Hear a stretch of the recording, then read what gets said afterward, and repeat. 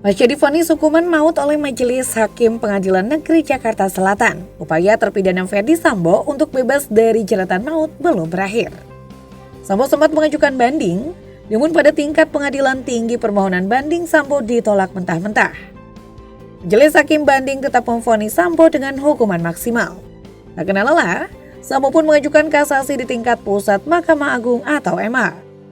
Dengan sigap MA telah membentuk majelis kasasi yang beranggotakan 5 hakim agung yang sebagian besar dikenal kerap memperberat hukuman melebihi tuntutan jaksa. Apakah kali ini Sambo bakal lolos dari jeratan maut? Yuk simak profil dan sepak terjang para hakim.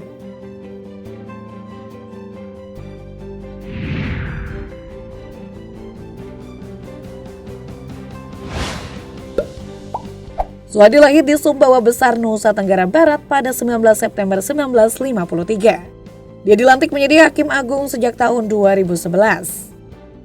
Sebelumnya, Suhadi menjabat sebagai Ketua Kamar Pidana Mahkamah Agung sejak 2018. Suhadi mengawali karir di dunia peradilan pada 1979 sebagai CPNS di Pengadilan Negeri Mataram. Sejumlah jabatan pernah dipegang oleh pria 70 tahun ini, diantaranya Juru bicara Mahkamah Agung, Panitera Mahkamah Agung, Panitera Muda Tindak Pidana Khusus Mahkamah Agung, Ketua Pengadilan Negeri Tangerang Kelas 1A Khusus, Ketua Pengadilan Negeri Karawang. Dia juga pernah menjabat sebagai Ketua Pengadilan Negeri Sumedang, Ketua Pengadilan Negeri Takengon, Wakil Ketua Pengadilan Negeri Mana. Sementara untuk pendidikan, dia memperoleh sarjana hukum dari Fakultas Hukum Universitas Islam Indonesia Yogyakarta tahun 1978.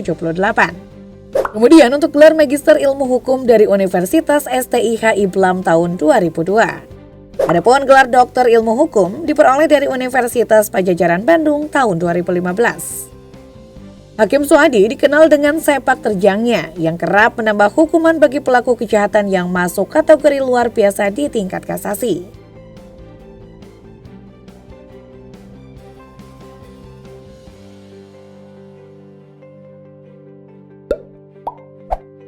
Soeharto S.H.M. menjadi Hakim Agung sejak 2021. Kemudian, sejak Februari 2023 ia ditunjuk menjadi juru bicara Mahkamah Agung. Soeharto mengawali karirnya pada 1987 sebagai hakim pada Pengadilan Negeri Kota Baru, Kalimantan Selatan. Pada tahun 2009, ia mendapat kepercayaan untuk memimpin pengadilan sebagai Wakil Ketua PN Samarinda. Setelahnya pada 2010, ia dipercaya menjalankan amanah sebagai Wakil Ketua Pengadilan Negeri Jakarta Utara. Pengabdiannya sebagai Wakil Ketua PN Jakarta Utara berakhir hingga Agustus 2011 ketika ia dipercaya mengemban amanat sebagai Ketua PN Jakarta Pusat. Jabatan Ketua Pengadilan Negeri Jakarta Pusat ia jalani hingga November 2013. Pada 2016, ia ditunjuk menjadi Panitera Muda Pidana Mahkamah Agung. Pengalaman sebagai pimpinan di beberapa pengadilan negeri tersebut telah mengantarkan lulusan Fakultas Hukum Universitas Jember tahun 1984 tersebut sebagai Hakim Tinggi pada PT Makassar pada November 2013. Setelah menduduki jabatan Hakim Tinggi, Soeharto memperoleh sertifikasi Hakim Tipikor tingkat banding pada bulan Juli 2015. Selama berkarir, Soeharto diketahui pernah duduk di Majelis Kasasi kasus Rizik Syihab.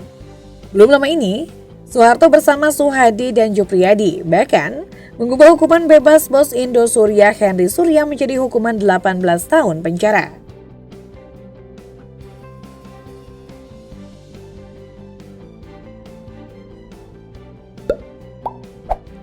Jupriyadi S.H.M.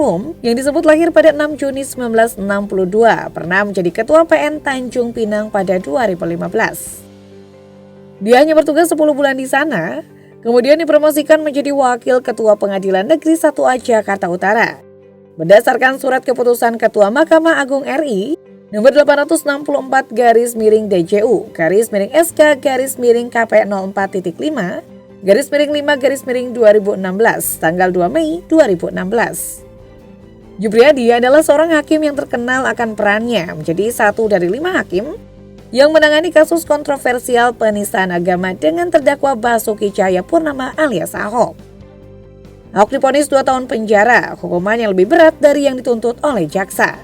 Kemudian pada tanggal 11 Mei 2017, 2 hari setelah Ahok divonis, Jupriyadi diumumkan mendapatkan promosi dengan menjadi Ketua Pengadilan Negeri Bandung.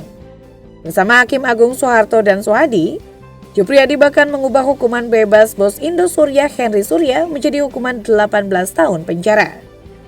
Sejak 2021, Jupriyadi telah terpilih menjadi Hakim Agung.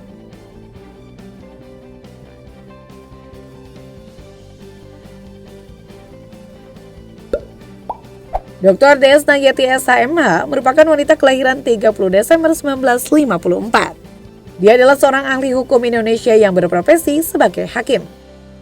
Desna Yeti meraih gelar Magister Hukum dari Fakultas Hukum Universitas Andalas pada 2008 dan Doktor Hukum dari Universitas Jayabaya pada 2019.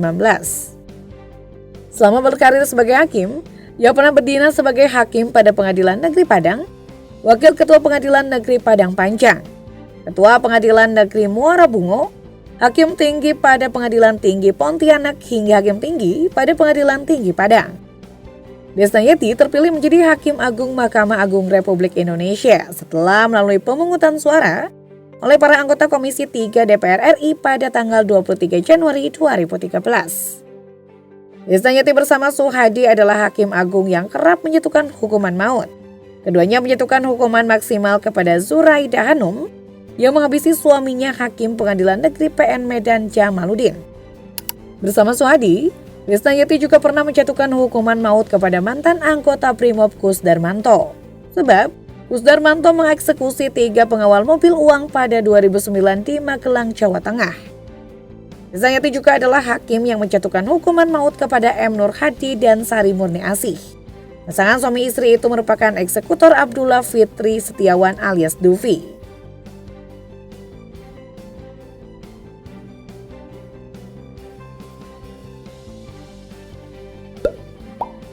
Yohanes Priyana adalah hakim tinggi kelahiran Yogyakarta 8 Maret 1963. Dia menempuh pendidikan sarjana di Universitas Gadjah Mada dan meraih gelar magister di Universitas Jenderal Sudirman. Sejak 2021 ia dilantik menjadi Hakim Agung Kamar Pidana. Yohanes Priyana pernah menjabat sebagai Wakil Kepala Pengadilan Negeri Blitar, Hakim Tinggi di Pengadilan Tinggi Pontianak, serta Hakim Tinggi di Pengadilan Tinggi Kupang. Berbeda dengan 4 hakim agung lainnya yang kerap menjatuhkan vonis lebih berat, Yohanes pernah menjatuhkan hukuman lebih ringan dari tuntutan jaksa. Pada tahun 2017, bersama 4 hakim lainnya di Pengadilan Tipikor Jakarta, Yohanes Priyana pernah menjatuhkan vonis pada mantan Menteri Kesehatan Siti Fadila Supari pidana 4 tahun penjara dan denda 200 juta rupiah subsidiar 2 bulan penjara. Vonis ini lebih ringan 2 tahun dari tuntutan jaksa yakni selama 6 tahun.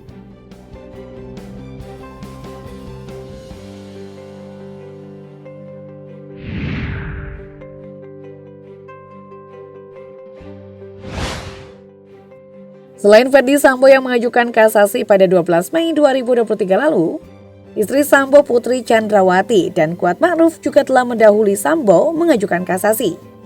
Putri tanggal pada 9 Mei 2023, sedangkan Kuat tanggal 15 Mei 2023. Apakah kali ini Sambo bakal mendapatkan keringanan dari para hakim yang dikenal garang menjatuhkan vonis?